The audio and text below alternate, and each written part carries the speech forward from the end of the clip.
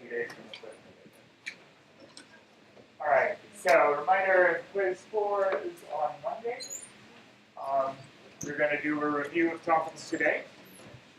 The quiz for practice problems are on the D2R website. I'll send an email after class with some direct links to videos and stuff. There's a video recorded of me going over the solutions to the quiz for practice problems. So the idea is, again, I strongly recommend that you do the quiz for practice problems. First, do it yourself. Figure out what you know, what you don't know. Go to the solutions. Take a look at the video where I go through the solutions. Maybe that will help you. For some people, reading the solutions is a little difficult. Maybe hearing me talk about each point is a little easier while you listen to the solutions. The other thing is, there's a homework assignment due Sunday, so get started early on that. Any questions? And then there's the, you should take a look at the quiz for formula sheet. There's, well, just pull it right now, I guess. Oops, I don't need all this stuff. I don't have a good, here it is.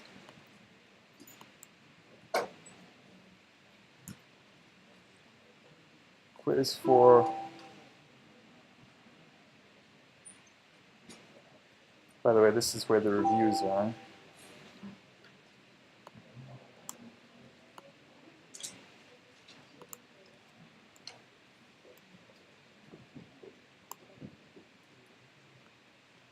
Okay, so you can take a look at this. Make sure you know what all these things are as they're written. And then there's a little bit on the second page. To be honest with you, this formula is kind of useless. I'm not quite sure why we give the formula for this, but that's just what's on the formula sheet. Okay. All right, but we're going to go over everything today, carefully. The other thing, I wanted to show you this little demo, but we didn't get a chance to do that. Let me see if this is going to work. Maybe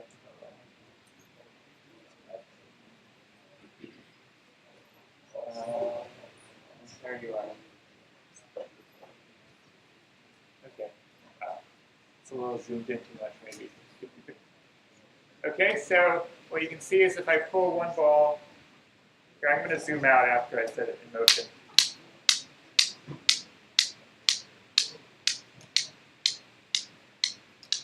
Okay, so what you can see is one ball comes in, one ball goes out. That's a consequence of, here, I'm going to stop doing that with the camera. It's distracting. So let me do this a little bit better.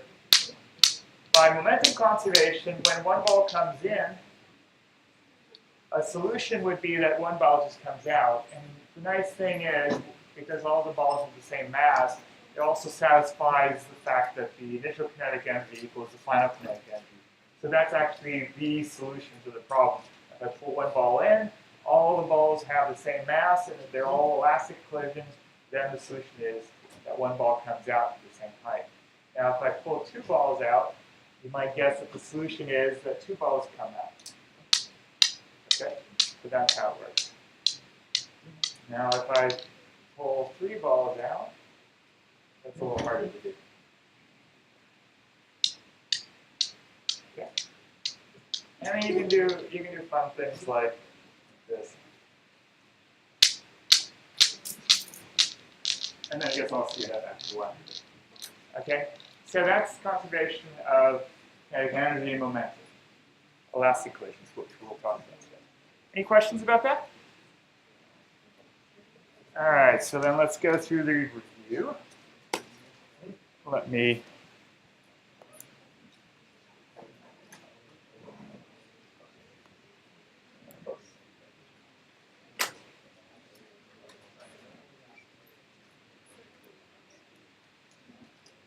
this a bit better.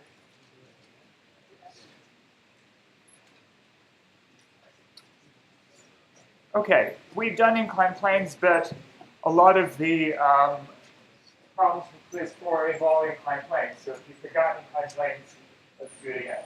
Okay. So in my planes, you have an angle. All right, there's an inclined angle here, theta. And so if I draw the normal force perpendicular to the plane, it makes the same angle of theta to the vertical line here, vertical line. So gravity points straight down, the normal force goes perpendicular to the plane. And the strategy for an inclined plane is that we decompose everything in terms of components that are parallel to the plane and perpendicular to the plane surface. And the very first easy thing you do is you say there's no motion perpendicular to the plane, nothing jumps off the plane, so that the acceleration in the perpendicular direction is 0, and therefore the net force in the perpendicular direction is 0. So you can take a look at the components of the various forces. So the normal force has only, remember this is the symbol for perpendicular, it only has a perpendicular component, and that component is the whole force itself, Fn. Now, there's no parallel component to the normal force. Okay. Any questions about that so far? Now, the force of gravity, remember, that just goes straight down, but we have to decompose this in terms of parallel and perpendicular components. So if I take going up the plane is positive and off the plane, perpendicular off the plane is positive, then the perpendicular component of gravity will be this side here, which is adjacent to the angle of theta. And so we have, remember when we decompose a vector, it must be the hypotenuse of the right triangle. Fg is like this. This is the adjacent side, so we get Fg times the cosine of theta, going in the negative perpendicular direction because this is positive perpendicular. So we have negative Fg cosine of theta. And then in the parallel direction, we have this component going down the plane. So that's opposite to theta. And so that's going to be Fg sine theta. Because it goes down the plane, I say it's negative for the parallel component. This is the symbol for parallel. Any questions about this? All right, then we had friction. So remember friction, static friction. Static means not moving. That's a force preventing any sliding motion. So the maximum possible value for the magnitude of static friction is Fs maximum. If the object is pushed with force parallel to the surface that is greater than this maximum value, it will slide. Now, if we take the ratio of the maximum static friction force, Fs maximum, to the normal force, they're proportional to each other. And so we say Fs maximum is equal to the coefficient of static friction times the normal force Fn. So very often in a problem, you're going to get the normal force, and then that will allow you to make a connection to the static friction force, or the maximum static friction force. Very often, though, the problem will involve kinetic friction. So if we're doing conservation of energy, most of the problems will actually involve the next one, the kinetic friction. Okay, so if you wanted the coefficient of static friction, though, it's the Fs maximum divided by Fn. All right, but as I said, for the conservation of energy problems, the starting role will be played by kinetic friction. Otherwise, things don't move. And when things don't move, conservation of energy is not so exciting. Right? It's just things don't move. Nothing changes at all. Okay. Now, so with kinetic friction, Fk is the friction force for kinetic friction. This is trying to stop the sliding motion. So you just figure out how the sliding is happening. So for example, here I have a surface, and I have a block going like this. The friction force is trying to stop it, so it's trying to go in this direction. Okay. So Fk is going like this, and the velocity is going that direction. Now, Fk, the kinetic friction force, is the mu k, the coefficient of kinetic friction, times the normal force. And so now we can write uk as the kinetic friction force divided by the normal force. So again, if we are trying to get kinetic friction, one of the first things we often do is figure out the normal force, and that's often rather easy to do. Okay, so remember, normal force is coming by looking at what's going on in the perpendicular direction and saying there's no acceleration in the perpendicular direction, so you can say from this type of diagram that Fn is equal to Fg times cosine theta. Fg is just the weight of the object D. Okay. Are there any questions about this? We've done inclined planes for a while, so hopefully this stuff is now pretty familiar. Then let's go on. We had the work done by a constant force. So we have some force F. We have some displacement D. Okay, and in this case, the force doesn't change as it pulls the object. And let's say there's an angle theta between the force and the displacement D. Then the work done by the force F is F dotted with the vector D. This is the scalar or the dot product. And there are two formulas for the dot product. One formula is that it's the magnitude of the vector F times the magnitude of the displacement, or just the distance it's displaced, times the cosine of the angle theta. Okay. And the unit for work is going to be a joule. It's the same as the unit for energy, and it's 1 Newton times meters. I forgot to say theta is the angle between the force and the displacement F and D. There's another formula for the dot product that the one we already have is A dot B is going to be the magnitude of the vector A times the magnitude of the vector B times the cosine of the angle. That's what we've already done here. But then there's another formula in terms of components. It's AX times BX plus AY times BY plus AZ times BZ. You may have the question, how do you know which formula to use? Very often it's completely obvious. If they give you the components of the force, use this guy, because that's really easy to get. Okay, that's just the way it goes. If they don't give you the component, you're probably using something. You're probably using the other one. Okay. Any questions about this? All right. Now, if we have a force that's not constant, if it's changing with position, so an example of this is we have the force due to a spring, then we would generalize this formula. F dot D, it becomes the integral from the initial position xi. Let's make everything go in a straight line along the x-axis. That makes life simple. Fx dx.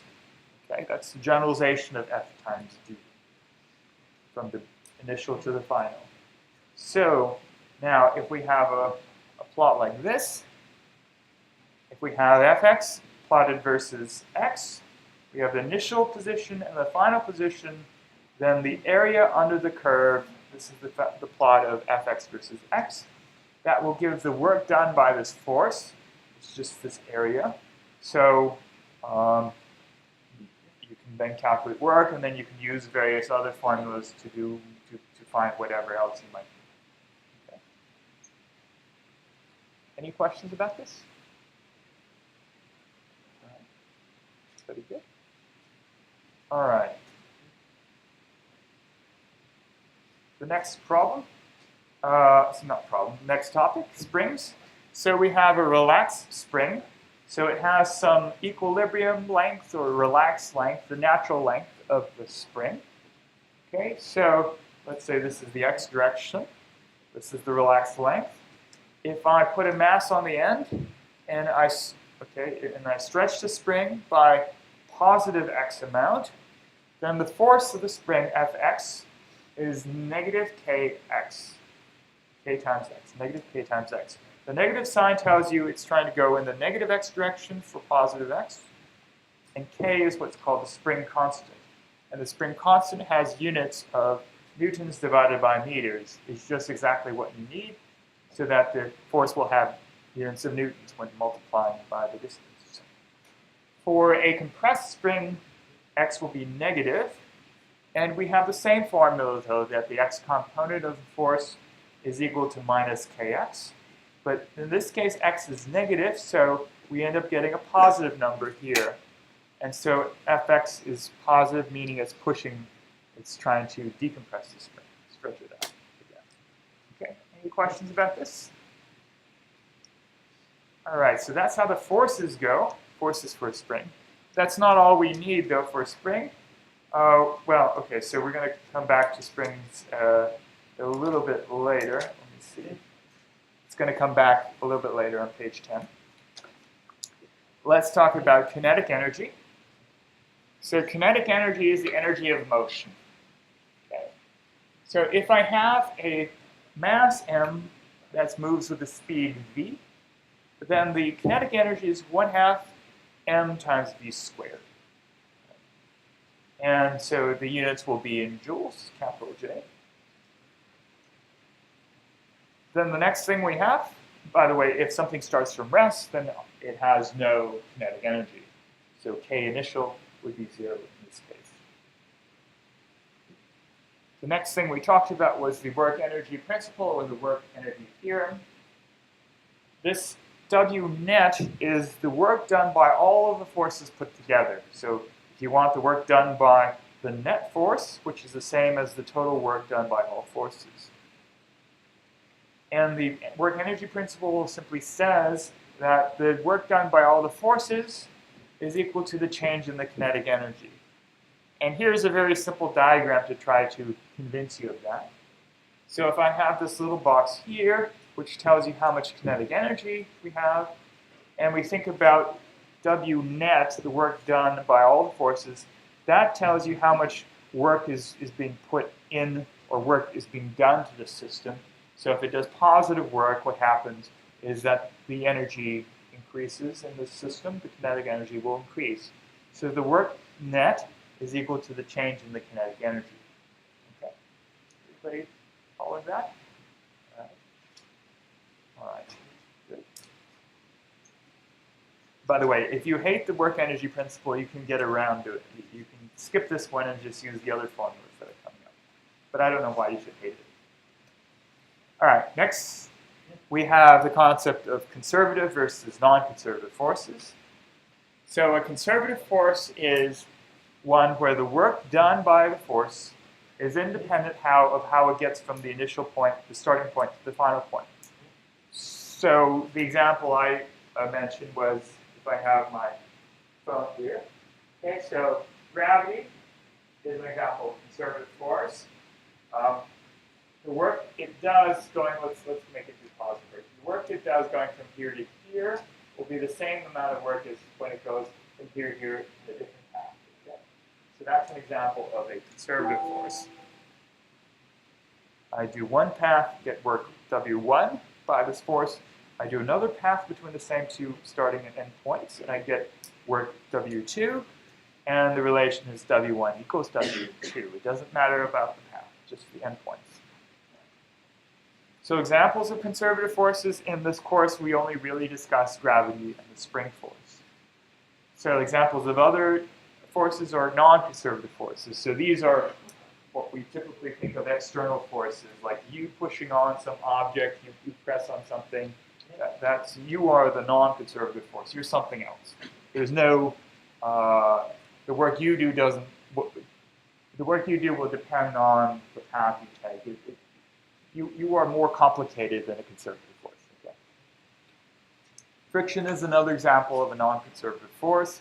Air resistance is another example. Okay? Anything other than basically gravity or spring force, okay, then these are non-conservative forces.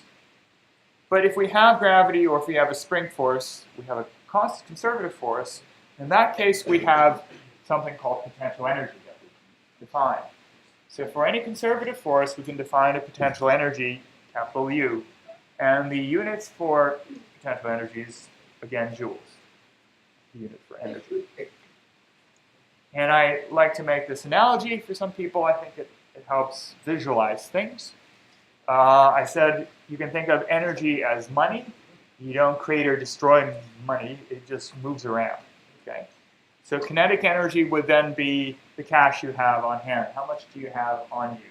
So like when an object is moving, it takes that money or energy. Okay. Now potential energy for conservative force is sort of like a money in a bank account. So there's a good accounting system that tells you how much is being stored, how much you can take out now. And then work you can think of as a transfer of money. In particular, positive work by non-conservative force, sorry, I didn't mean to say non-conservative, I meant to say conservative. Positive work done by a conservative force is like withdrawal from a bank. So one example is conservative force, we have gravity. So if I'm up here, we're going to talk about potential energy on the next take, but let's just do it with the example here. The potential energy up here is high.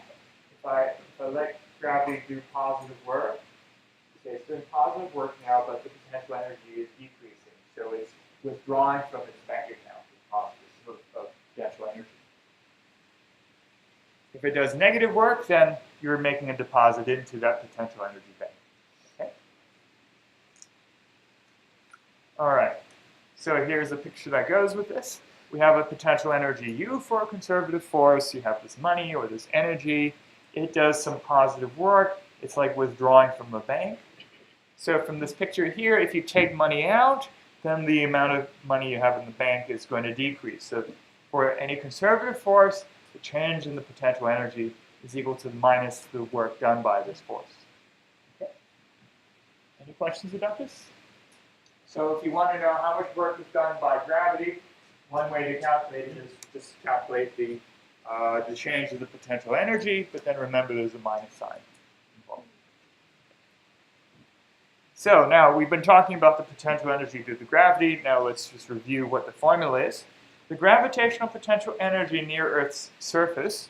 And so, by the way, we will do this again towards the end of the course, where we do gravity in a more general context of planets attracting each other. It's a more interesting formula, but when we're close to the surface of the Earth, gravity is kind of simple. We can just we make an approximation that the distances we are measuring are much smaller than the radius of the Earth. And that's a very good approximation because the Earth is huge. Okay, so if we're close to the Earth's surface, then we can say that the gravitational potential energy is m times g times y, where y is the height relative to some reference height. And you can make this reference height any place you want. It's going to be the change in the potential energy, sort of like this formula here, the change in potential energy. It's only the change, the U final minus the U initial, that will matter. So that's why you can choose any reference height you want. Okay, but to make life simple, you typically either take the initial or the final position as y equals to 0. Any questions so far? Is this helping people? Getting things going? Remembering things? Okay, good. I think it helps you see or recall how these things work, but you also see what I think you need to know. I'm trying not to overload you with things that I don't think are essential. I'm trying to show you know these well, you're going to do well. Okay. All right, now spring potential energy. We said the spring has a certain length. You can stretch it or you can compress it. So if you stretch, x is positive. If you compress, x is negative. The formula for the potential energy in a spring is 1/2 kx squared, where k is the spring constant. Okay, so this is small k, not capital K, spring constant. So it doesn't matter if x is positive or negative, the potential energy will be positive for the case of the spring. So if you have gravity and you have the spring, then you have to remember when you do potential energy, you have to take care of both. Okay? So if you have a problem where something slides down, hits a spring, compresses the spring, when you do potential energy, when you see this U, you have to ask, what is the gravitational potential energy and what is the spring potential energy? If there's no spring in the problem, obviously you don't need to do this. If everything is on a horizontal surface, then you don't need to deal with the gravity either. In that case, yeah. Question?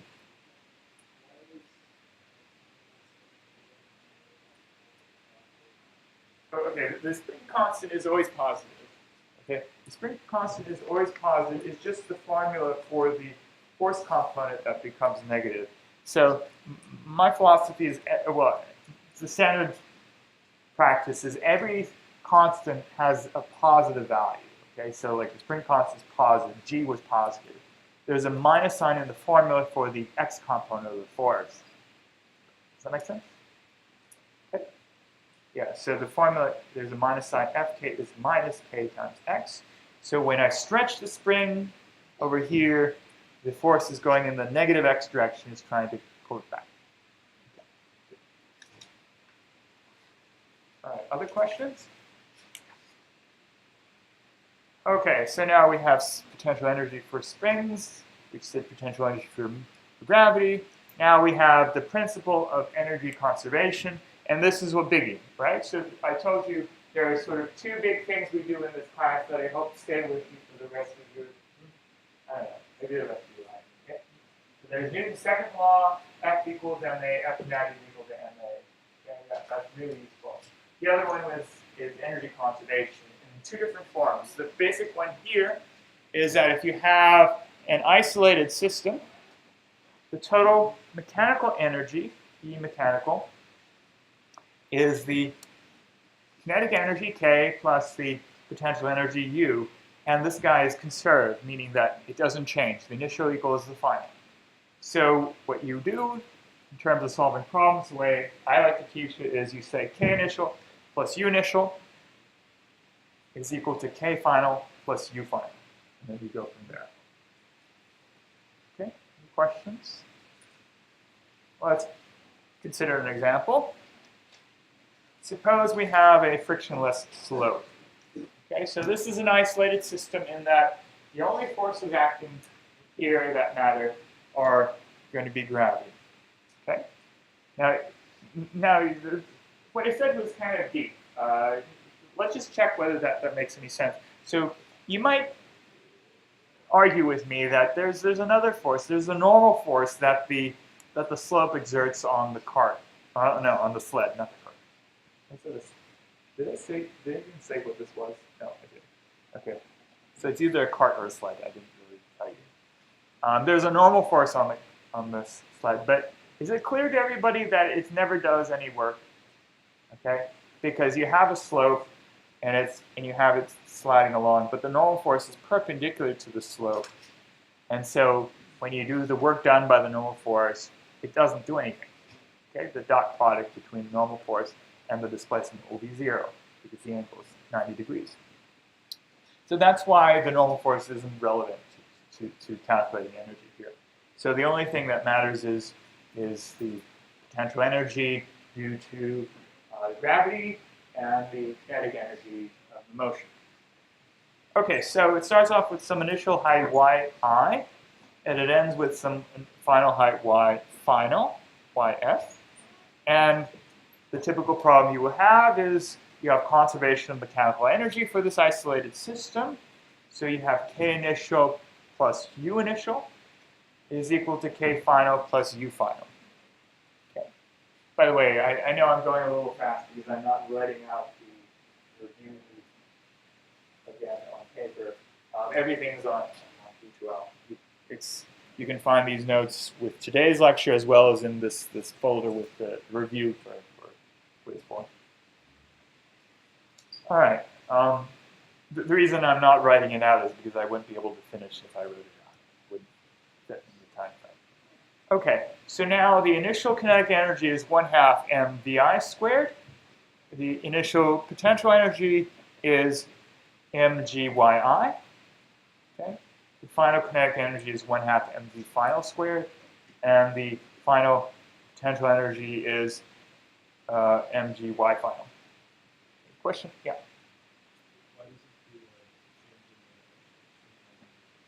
Why? Oh, okay. Yeah, that's a good point. So the reason why the x direction doesn't matter is because there are no forces moving in the x direction. Nobody's doing any work. So gravity really only points down. So if you have displacement in the y direction, that's when it does work.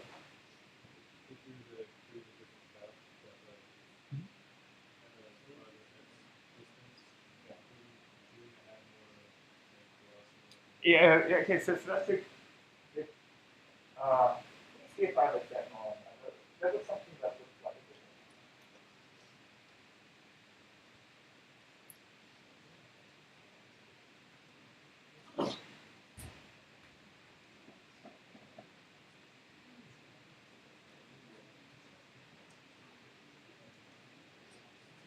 it's not quite the same. It was a different but the answer is okay. If you are asking the question how fast or let me just say it this way. If you want to know how fast is this guy moving when he gets to the bottom, okay, then it doesn't matter how much you stretch out this track. You can make it very, very gradual. And then just by conservation of energy, because the potential energy only depends on the height, it will have the same speed at the bottom. Okay? So I can have a track that's like this, very, very steep, or I can have a track like this, very, very gradual, but both will have the same speed when they get to the bottom. Now that doesn't mean that they get to the bottom at the same time. Okay? So this one, because it has to go such a long distance, it will take longer to get there. But once it gets to the bottom, it'll have the same speed as the short track guy. I think that's what you're getting at, right?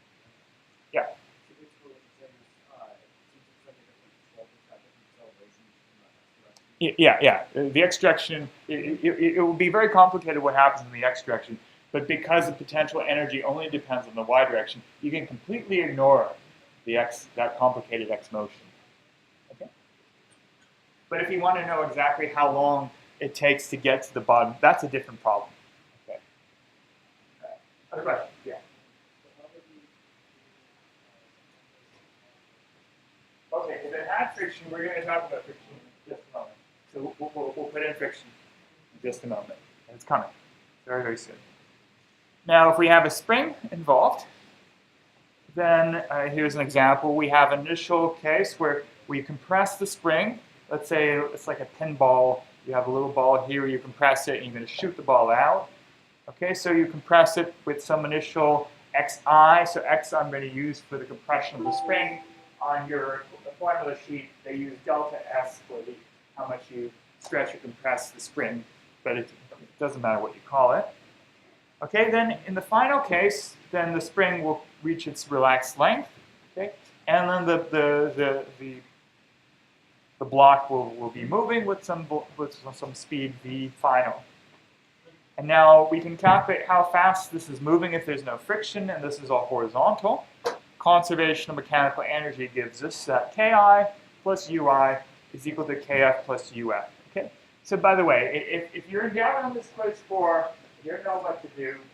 Just write Ki equals Ui. Sorry, Ki plus Ui is equal to K final Kf plus Uf is a good first step.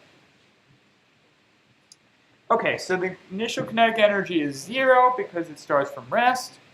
The initial potential energy is the potential energy of the spring, 1/2 K xi initial xi squared, the initial position squared, and then displacement squared, and then we have the kinetic energy final, that's 1/2 mv final squared, plus the final potential energy.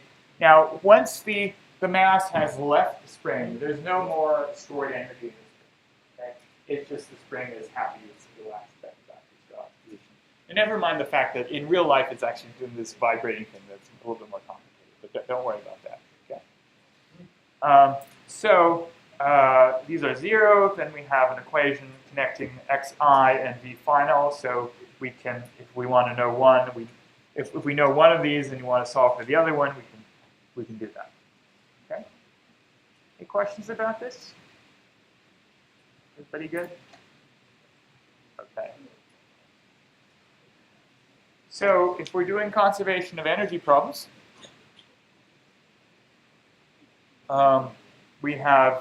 this is the way I actually view it in my mind.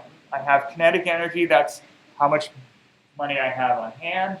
I have potential energy. Okay, that's how much I have in the bank. So the amount of money I have on hand plus the amount I have in the bank, it's going to be a constant because nobody's paying any money. That's that. Okay. But so there's a conservation of the total. Now, so that's an isolated system. So the change in the kinetic energy plus the change in the potential energy equals 0. There's no change. So Ki plus Ui is equal to Kf plus Uf. There may be some exchange between the two, but the total remains the same. Questions about this? Pretty good. By the way, you should be comfortable with solving problems with variables. Okay, this is useful. For example, if they don't tell you what is the mass of a particle, suppose you have a problem, and let's say the sled problem. They don't tell you the mass of the sled. and you need to know how fast it's going, you would write down m for the mass of the sled, and you notice that every term has a mass in it, so that you can then divide by mass everywhere, and it drops out of the equation. Okay? If that is sort of, you prefer to be lazier than that, which is okay. If there is no mass in the problem, you can assume that we've written the problem correctly, so that the mass doesn't actually matter. Okay? Then what you can do is you can cheat and just say, since it doesn't matter, let's let the mass equal to 1. Some students like to do that. That's perfectly fine. Now, you have to be careful, though, that somehow the problem is maybe not so complicated that 1 was inconsistent with all the numbers in the problem, but typically the problems aren't like that. Okay. The other thing is you have to be comfortable with working with variables, so that you can say, for example, if you have one problem, let's suppose we start from this height here, okay? And we figure out how fast it's going when it gets to the bottom. It slides down. Now let's suppose the height is a factor 10 higher. Okay? Let's say it starts from a height 10 times higher. And then can you see this equation and figure out then how fast it will be going if it was 10 times higher? Well, what's the answer to that? Factor of what? Square root or square?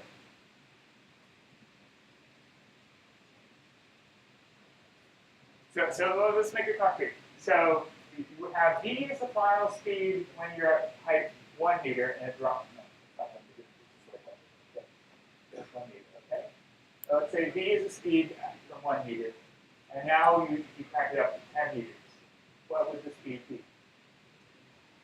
Yeah, so it would be the square root of 10 times v.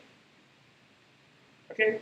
How do you see that? Well, you have to look at this equation here. All right. So let's just let yi equals to 0. Sorry. Yeah. Okay. No.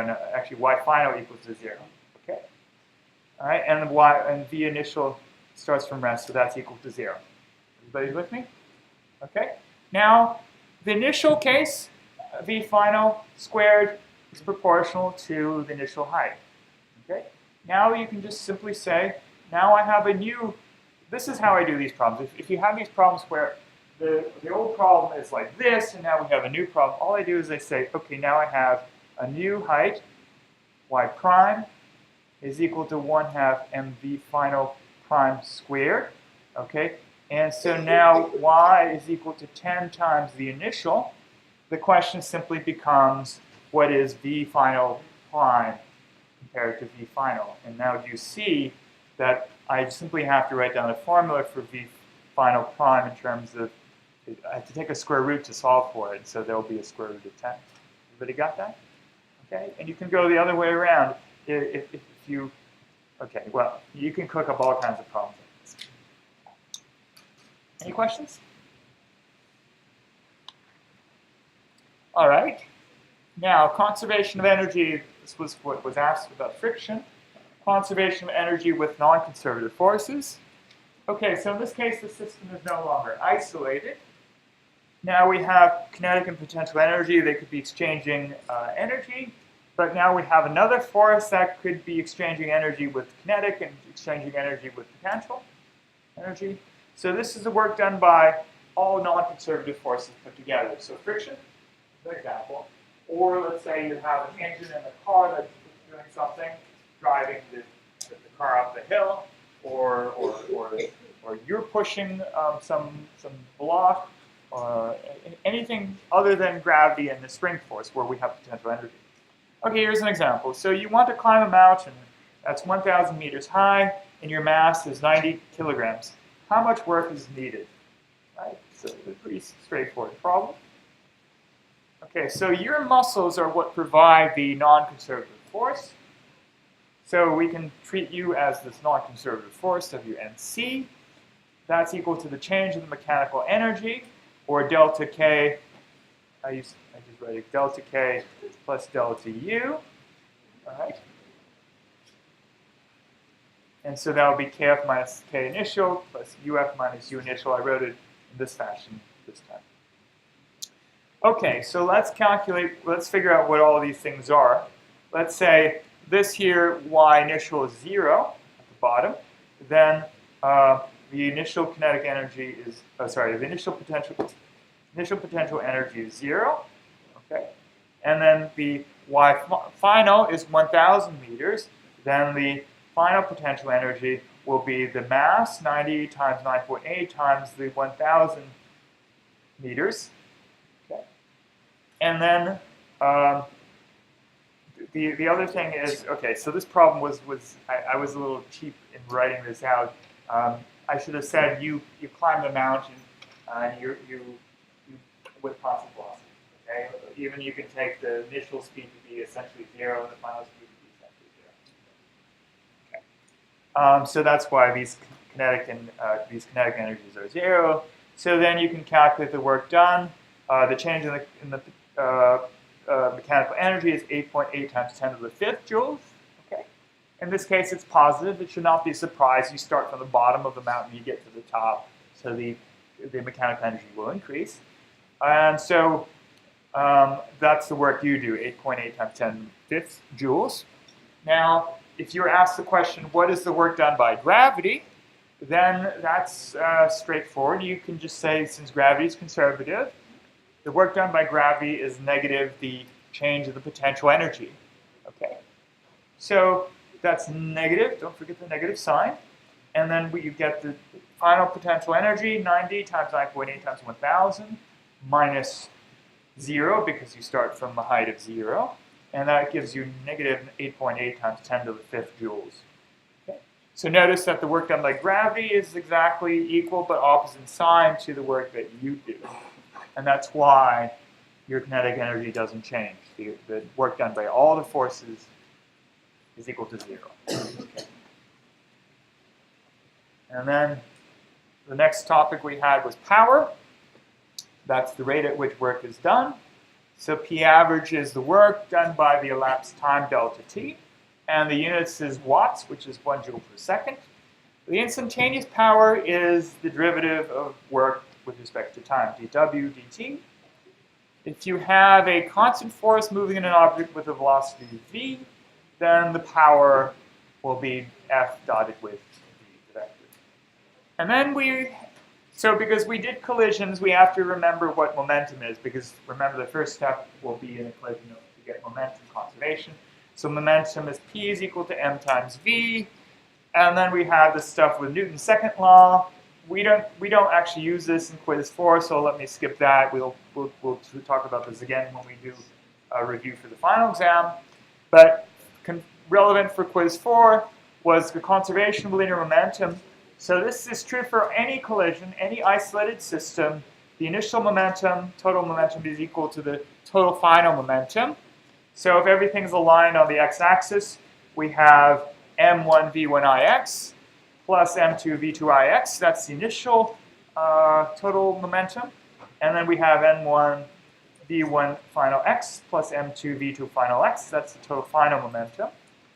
If we have a perfectly or completely inelastic collision, that's when two objects stick together. We have m1 here with some initial velocity, let's say m2 is at rest. They stick together and move together with a velocity v final x. Then we would have, from conservation of linear momentum, that the initial momentum, that's just from object 1, was m1 v1 initial x. The final momentum for both objects moving together is m1 plus m2 times v final x. And then the very last topic is if we have an elastic collision like we were doing with this demo here, the kinetic energy is also conserved, or more accurately, the initial and the final kinetic energies are the same. Inelastic means some kinetic energy is lost to heat or some other form of energy. So the strategy is for any collision you start off with momentum conservation, but then if we also know it's elastic, then we can use the conservation of kinetic energy, and you get this ugly equation that 1/2 m1 v1 initial x squared plus the thing for 2 initial plus the thing for 1 final plus the thing for 2 final. Okay, but I told you there was a shortcut. If you solving problems with this was a pain. So what you can do is you can take this equation for momentum conservation, and instead of using this guy with quadratic equations, you can just say that the relative momentum between particles 1 and 2, the final relative momentum is equal to the negative of the initial relative momentum. Relative momentum meaning the velocity of 2 relative to 1. Velocity of 2 relative to 1. The final relative velocity is equal to negative the initial relative velocity. And that's all for equation 4. Okay. Any questions? All right, if not, I'll see you guys on Monday.